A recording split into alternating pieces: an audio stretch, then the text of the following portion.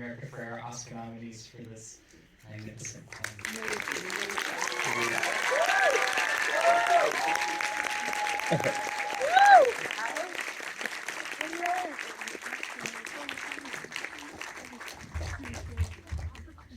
Is everyone wiping tears away right now?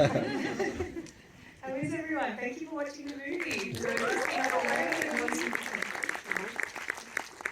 It's amazing for a movie that has grossed over $1.4 billion that you're still finding new fans every day. That must feel pretty extraordinary. Yeah, it is. And also the number of people I've heard about, well, little kids, that this is the first movie they've ever seen. So I've had so many people tell me, I took my daughter, I took my son, it's the first time they've ever been to the cinema. And it just feels so special that we kind of get to be a part of that experience for so many people. This younger generation's kind of been, well, all the generations have been hit by this film, and it's just, yeah, a real honour to be a part of that. Yes. So, this movie, given the extraordinary success that it has enjoyed, it's quite a journey from where you started, Margot. You, Options Story, you're the source of it in many ways. And the thing that I've heard a lot is that when you were developing this movie, there were no comps. You know, there was no groundwork from which you could say, this is going to be coming off of something like this. I'm wondering if, given the success of the movie, 8 Oscar nominations, right?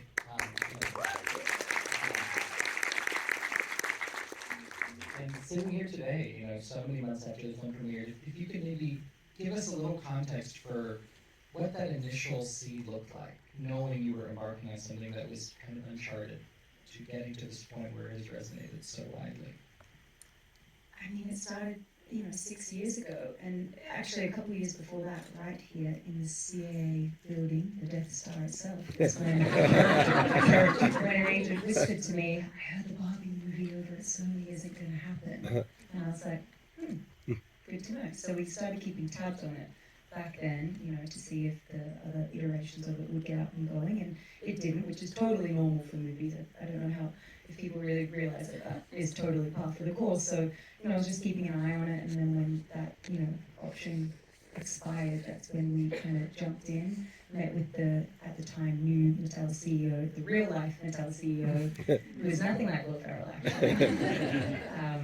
And More like the Terminator. he's so much like the Terminator, it's crazy. Like, I need to know more. yeah, no, you should meet him. It's weirdly comforting how much he just wants to win. It's so but he was fantastic. So we kind of shared what our approach would be insofar as how we'd approach the material, not necessarily knowing what the narrative or story would be, but knowing that we'd need a director like a Greta Gerwig.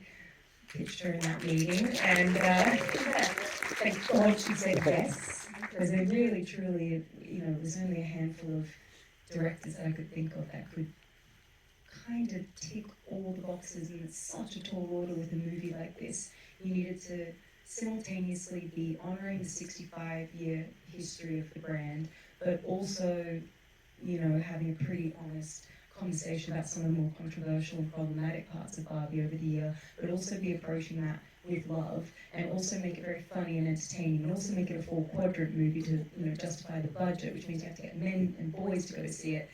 And then it also be a level of artistry that we could all be proud of, and get the actors. I mean, there was just so many notes to hit, and it was finding a director like Greta, someone who had that kind of ambition to operate on a scale like this, which I think is another thing people often underestimate, is how hard it is to make movies at this scale. It's just flexing a different set of muscles, I think. But also, she really cares about filmmaking techniques, and she's a cinephile, and she has her heart in the past of movie making, but really has like her pulse, like a finger on the pulse of what's happening in the world today, and she pays attention to the role and the people in it, and what conversations are being had, and then she can contribute to that conversation in a relevant and interesting way. And more than anything, she's a kind person. She approaches everything with a big heart, and we knew we wanted this movie to have a big beating heart. So, and she's hilarious and smart, and I could go on forever, but she was the pie in the sky dream, and thank God she said yes. And And then it was COVID, and it was locked down. Her and Noah went away to write the script, and yeah, they came back with like the most bonkers, wacky script, which, like you mentioned earlier, didn't have any comps. It was really a tricky greenlight sort of process, because we were like, okay, well, can Wonder Woman be our comp? They're like, no. We're like, okay, could Little Mermaid be a comp? They're like, no. And we're like, okay, so part of me wanted this to work for so many reasons, but a big part of me wanted it to work so that other movies after us can get greenlit at this budget and have a female protagonist and be original. It's without the comps, it just doesn't happen. The fact that there are no comps, it's very reflected in the tone, I think. There's so much going on, and Greta has this singular ability to bring it all together. So America, as an actor who's coming into this project, who reads the script, who sees this unbelievable melange of different ideas and moods, how did you find your way in? Well, I just loved the script. I mean, at first I loved Greta and I loved Margot, and knowing that they were at the helm of this, I was immediately intrigued and interested in what their take on this would be. Seeing as I never dreamt of being in a Barbie movie, that was not my dream. But from page one, it was hilarious and subversive and completely unexpected, and I'm laughing and then I'm crying, and to get to the place where I met Gloria, who, Greta sort of primed me. I wrote this part, and I've heard your voice while we wrote her. When I got to the part where we met Gloria, I kind of had that real life moment that Gloria has of like you came for me. Like, this movie's about us, like grown, adult, real women get to play a part and have a perspective in a fun, adventurous, silly, bonkers movie that, because it's Barbie, you imagine there's not room for that. Room for a real adult, complicated, frustrated, grown woman and her experience of womanhood to be there. But I guess I should have expected it because it's Greta Gerwig, but it was completely unexpected. And then to go on the journey and realize that Gloria and Barbie get to form this bond, and then this moment where they're kind of both of them at the Barbie's moment of despair that comes shortly after Gloria's moment of ready to give up. It becomes a moment that really is about womanhood, and it really is about seeing each other and setting each other free from an impossible assignment. And it happens for both of them, and it happens for all the Barbies. And so, I just couldn't believe that that Greta and Noah had managed to make this script about so many things, and to sneak in so many joyful, pleasurable jokes and subversions, and then also make you cry and feel and care. I didn't necessarily have feelings one way or another towards Barbie. I didn't grow up playing with Barbies, but I came out the other end just as a woman, just as a person who loves movies, utterly giddy that this was going to be a movie in the world, that this was the version of the Barbie movie that was going to get made.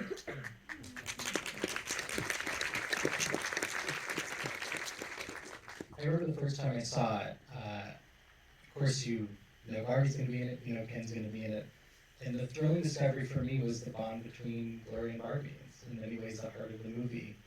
I mentioned asking if anyone was crying. I remember the first time I started losing it was that moment where you guys say at the same time, came for you came for me.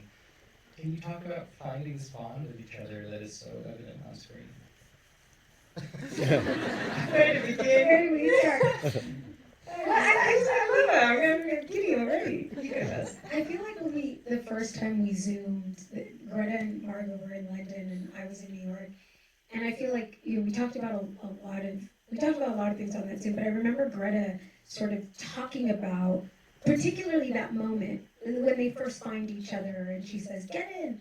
Like, she described that being the love story. This is the moment when you think it's going to be the Barbie Ken love story, and it's not. And it's really, there's a lot of people on the internet who are going really far with the Barbie Gloria love story. You catch my drift?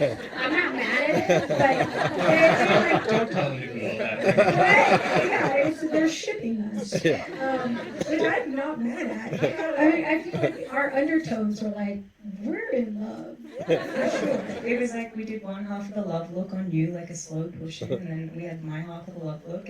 Like you said, it wasn't the Barbie Ken love story, it was the Gloria Barbie love story. And I found in so many instances, this movie was like art imitating life. But in one particular instance, we're a couple weeks out from shooting, we're doing rehearsals, and I'm, on the producing side, kind of tying myself in knots, being like, making a Barbie movie is an impossible task. Like, how do you please everyone, but make it for everyone, but also make it specific, and also do this, and also like not have any public backlash, and what if we didn't address this, and we didn't, like just a constant barrage of ways that this can be thrown in our face and fail and upset everyone, whatever.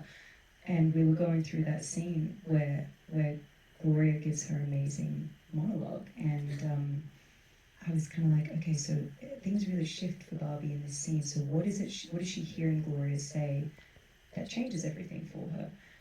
And America just goes, I think what I'm saying is, I release you from your assignment. And I can't tell you how much I needed to hear that in that moment. I like froze and like almost turned into a puddle. I was like, that, if we could just give that to the world, if we could just, everyone seeing this movie who feels like they need to be this person or do this thing or achieve that and do that and be humble, blah, blah, blah, blah, all the things that we're all tying ourselves in knots over all the time. If someone could just say, I release you from your assignment. Like, today, I just take that weight away from you. Today, you get that all, it's all gone. I was like, wow, what a gift that would be. Or even if it couldn't be a day, maybe it could just be 2 hours long when they watch this movie. And it felt suddenly so much more important than just making a Barbie movie and, making it funny and all that. There were so many instances where this was so much bigger than the movie. It's bigger than, it was for the world. This really was a movie to give to the world. And that never hit home more clearly than when America said that in our rehearsal. As you're saying, like, this movie was for the world, I think that that was never so clear to me than when I met at an event the ambassador from the Princess of Saudi Arabia, ambassador to the UN, and she came over to me at an event and she said, I just want you to know that in Saudi Arabia we got our first movie theater in 2018, and Barbie was banned from many of our neighboring countries. And for 4 weeks, we had people flooding over the borders from neighboring countries to come to our one theater and watch Barbie. You could not get a ticket. And it was, it was just so eye-opening and impactful to really try to understand what was happening in this movie that really was igniting such different conversations around the world, right? Parts of the world where we were banned, and other parts of the world where we weren't enough of what people wanted, right? And the idea of it being that we were never ever going to please everybody, but that there was something happening in this movie that was showing us to ourselves, showing different parts of our culture and different parts of our global culture, of where one conversation is not enough over here and way too much over there, and how rare to have a conversation that can ignite people all over, even if in completely different ways. And so, Margot, I'd say you did the impossible. You set out and you did it.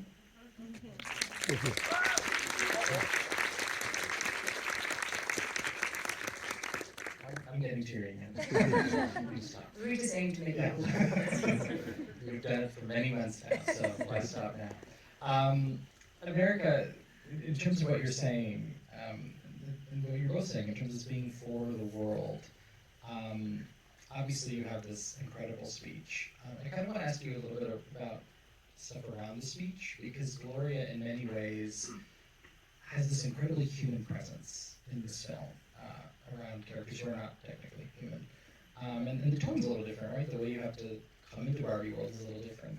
Can you talk about finding that center in many ways that opens this character up and really brings a new dimension to the movie? Yeah, I think I really had to try to wrap my mind around who was this woman who at once was real and flawed and frustrated and stuck and disappointed and kind of knew the realities of the world, and at the same time had held on to enough wonder and awe and naivete to play with Barbies and dream Barbie into the real world and then suspend her disbelief and then follow Barbie into the dream world. You know, who is that woman? And knowing that she had to feel real to us, and she had to feel familiar to us, and she couldn't be a joke, and she couldn't be just naive, right? And also, she couldn't be just naive because she also then had to deliver this monologue about the painful assignment. And I think a key that unlocked it for me is there's a documentary called Tiny Shoulders on Hulu that is about sort of the Barbie singularity moment where they expanded Barbies to be all shapes and sizes and colors and abilities. And I know I've heard Margot and Greta say, like, this movie would not have been possible without that moment if Mattel hadn't done the very scary thing for them at the time to make Barbie all things. It's like you couldn't make this Barbie, and like how could the old version of Barbie resonate in the world the way this one did? It just wouldn't have been possible. And there was a woman at the center of that Barbie evolution. Her name is Kim Coleman, and she was the head designer on Barbie. And she was herself this very cool, liberal, lesbian, kind of very intelligent, smart woman who got so much slack from kind of the legacy holders of Barbie who said, no, Barbie has been the same thing for 70 years. We're not changing Barbie. And she was pressuring them to kind of evolve it. And then on the other hand, with her friends and family and wife, no one understood why she gave a shit. You know, people were like, why do you care what happens with Barbie? Barbie isn't good for us. Barbie's never been good for us. It hasn't represented us. Why do you care? And I just thought, like, oh, this is it. This is the Gloria conundrum. Like, how do you hold the truth of what's not perfect? Hold the truth that things can be complicated and yet still maintain value. And for her, for Kim, it was her childhood memories playing with her mother and playing with Barbie. And so once I realized that for Gloria, what Barbie represented was the feeling of anything is possible, and that she was stuck in a moment in her life where nothing seemed possible, then it made perfect sense why she so desperately needed to call in the thing that made her feel like anything was possible. And so while I didn't play with Barbies, I know what that is for me, what made me feel like anything was possible. And so it unlocked that character for me, and I feel like I hope and felt that Gloria's journey was hopefully anybody who had recognized the feeling of, I need to get back to a feeling of hope. I need to get back to reanimating my life and what was exciting to me in a moment where I feel stuck. My hope was that Gloria could be representative of that journey.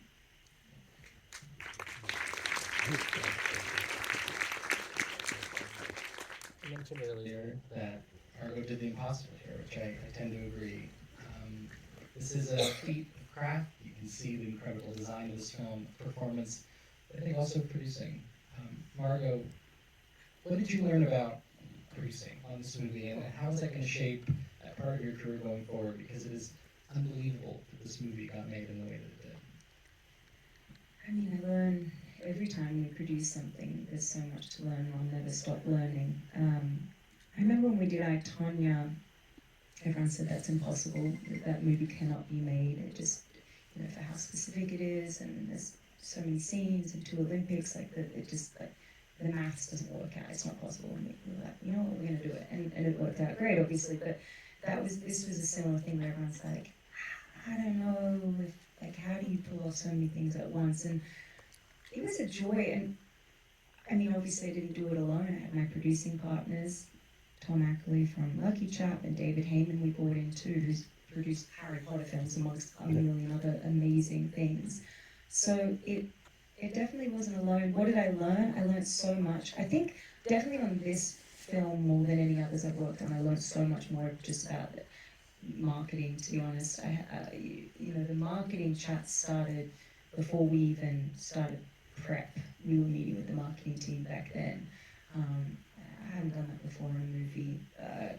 And it was just interesting, the kind of like call and response aspect to this market. It was really like seeing the temperature of the world and then what we put out next and see how they react to that, and then okay, let's pivot and let's shift this. And it was really interesting coming up with just the marketing strategy for this film. I found that fascinating. And then I learned, I don't know, I learned so much. I would say the marketing was the biggest difference from the other things I produced though. I was thinking too about sticking to a vision, right? I mean, given the earlier challenges that you were talking about, the fact that Greta did make the movie that she set out to make, and that everyone allowed it, encouraged it to happen. What were some moments where that felt really challenging and you really had to push through it? I mean, that's when it was helpful to be both the lead actor and the producer, because I could, when someone would be like, we don't like this scene, I'd be like, okay, this is how I'm going to play it. And then I'd do it, and then I'd be like, do you see how my face is telling you I don't believe that thing I'm saying? And I'd be like, oh, okay, maybe that's okay then. Or, I remember, a small example, and there's honestly 1,000 different ones, because we've had so many conversations, because everyone was uncomfortable about a lot of things in this movie, and we had to get them very comfortable. But one of them is like, okay, Mattel didn't want her to be called stereotypical Barbie, and I was like, totally, I understand. The word stereotypical has negative connotations attached to it. I can see why you don't like that. And they're like, exactly. I was like, but that's important for the journey, because she is putting herself in a box. She is calling herself stereotypical Barbie when she is so much more than that. And she doesn't realize that till Gloria does her monologue. But I was like, see how unsatisfying that journey would be on if she just called herself original Barbie and didn't ever come to the place where she realized she's so much more than that. And they were like, okay, fine. Or there'd just be times where I was like, this is what we're doing, and get on board. So it was, you've got to pick your battles, obviously. But yes, a big advantage was being able to speak from the perspective of the character, and also talk about it in the sense of what serves the movie, what serves the story, and what ultimately is the right, choice to make creatively. I think it all shows, right? Well, this has been a long road. This is your last Q&A. Last Q&A ever. I love it. Thank you for being with us. It's been a long road. Any last thoughts on sharing this movie with so many people, getting to talk about it? I think that this is, I don't know, I have watched in awe at every kind of stage of this. I've never been a part of something so anticipated from the word go. Like, the level of anticipation that just built and built and built and built and built. It was like we were only being set up to disappoint. And the fact that this movie delivered on so many levels at the same time, on a creative level, on an entertainment level, on a box office level, on a critical level, I have watched with such curiosity about what's happening. Like, what is happening in our culture that this is what people need and want right now? And what's the perfect storm, and what are all the elements of what's happening culturally, movie-wise, underneath the social fabric globally, that this was something that people embraced so readily. And I think it's a lot of things. And so in a way, like, I can't wait to read in 20 years, about the Barbie phenomenon, and why people can look back and say, here's what was going on socially, politically, entertainment-wise, that made this the perfect storm that it became. And I think what's so beautiful about all of it, that I do know from where we sit, I feel like there's a lot we don't know and we haven't figured out and we can only see in hindsight. But what I do know from where I sit is that nothing about the Barbie movie was obvious and inevitable. From here, you look back and you go, well, of course the Barbie movie was going to be huge, and of course, of course it was going to be beautiful and a good story, and it was going to be funny, and Ryan Gosling was going to pull that off in that insane performance, and that this was all going to work, and all these tones were going to come together, but that you couldn't make it in hindsight. You had to make it moving forward. And what I sit in awe of all the time is the incredible courage and bravery that particularly Margot and Greta, but everybody on this movie showed in going out on a limb. From Mattel to Warner Brothers to everyone who was willing to take a bet on something that had no comps, had no way of knowing that this was going to work. And that what we got in the end was something that returned people to movie theaters, like costumed up, excited, dancing, soundtracks. It's like what I remember movies being when I was a kid. It was an event, it was excitement, it was something you experienced in community, and then and it created a communal experience. And so I think that we where we're sitting right now, it all feels so like, well, yeah, of course, Barbie's this big thing, but, I just think that at the heart and the core of this, there was so much courage, there was so much vision, and just big swings. And I hope, if nothing else, that becomes encouragement for people in our industry to keep taking big swings and not trying to recreate what we've seen over and over again, but to want to be the next Barbie. Yes. Did she be president? I say it to her all the time.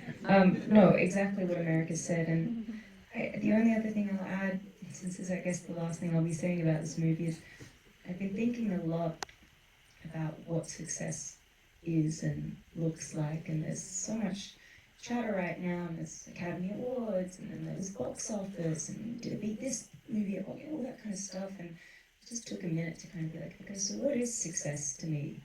And it's not awards, and it's not box office. Success to me is legacy. Success to me for this movie, or for any movie, is that it will stand the test of time. And I'm so proud of this movie because I know people are going to be watching this in 10 years, in 20 years, in 30 years, in 40 years. The way that I'm still watching movies from 100 years ago, this movie is going to be resonating and hitting someone who's not even alive right now. They're going to watch the Barbie movie and feel the things that you may have felt tonight in this room. And that, being a part of the legacy of movies and culture and cultural moments, that's where I think we succeeded the most.